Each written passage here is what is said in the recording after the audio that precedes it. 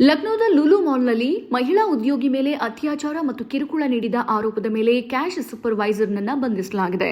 ಮತಾಂತರಕ್ಕೆ ಒತ್ತಾಯಿಸಿ ನಿರಾಕರಿಸಿದರೆ ವಿಡಿಯೋವನ್ನು ಆನ್ಲೈನ್ನಲ್ಲಿ ಪ್ರಸಾರ ಮಾಡುವುದಾಗಿ ಬೆದರಿಕೆ ಹಾಕಿದ್ದಾಗಿ ಸಂತ್ರಸ್ತೆ ವರದಿಯನ್ನ ಮಾಡಿದ್ದಾರೆ. ಲಕ್ನೋದ ಲೂಲು ಮಾಲ್ನಲ್ಲಿ ಮಹಿಳಾ ಉದ್ಯೋಗಿಯ ಮೇಲೆ ಬಲಾತ್ಕಾರ ಮತ್ತು ಕಿರುಕುಳ ನೀಡಿದ ಆರೋಪದ ಮೇಲೆ ಈಗ ಕ್ಯಾಶ್ ಸೂಪರ್ವೈಸರ್ನನ್ನು ಬಂಧಿಸಲಾಗಿದೆ. ಆರೋಪಿ ಫರ್ಹಾಜ್ ಎಂದು ಗುರುತಿಸಲಾಗಿದ್ದು, ಮಹಿಳಾ ಉದ್ಯೋಗಿ ತನ್ನ ಬೇಡಿಕೆಗಳನ್ನು ಪಾಲಿಸದೇ ಇದ್ರೆ ಘಟನೆಯ ವಿಡಿಯೋ ರೆಕಾರ್ಡಿಂಗ್ ಅನ್ನು ವೈರಲ್ ಮಾಡೋದಾಗಿ ಬೆದರಿಕೆ ಹಾಕಿದ್ದಾನೆ.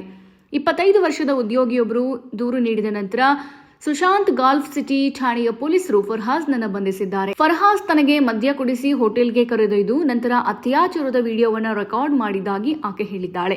ಹಿಂದೂ ಧರ್ಮದಿಂದ ಇಸ್ಲಾಂಗೆ ಮತಾಂತರಗೊಳ್ಳುವಂತೆ ಒತ್ತಾಯಿಸಿದಲ್ಲದೆ ನಿರಾಕರಿಸಿದರೆ ವಿಡಿಯೋವನ್ನು ಆನ್ಲೈನ್ನಲ್ಲಿ ವ್ಯಾಪಕವಾಗಿ ಪ್ರಸಾರ ಮಾಡುವುದಾಗಿ ಬೆದರಿಕೆ ಹಾಕಿದ್ದಾಗಿ ಸಂತ್ರಸ್ತೆ ವರದಿ ಮಾಡಿದ್ದಾರೆ. ಇನ್ನಷ್ಟು ಹೆಚ್ಚಿನ ಮಾಹಿತಿಗಾಗಿ ಫಾಲೋ ಮಾಡಿ ಬ್ರಿಗೇಡ್ ನ್ಯೂಸ್ ಕನ್ನಡ.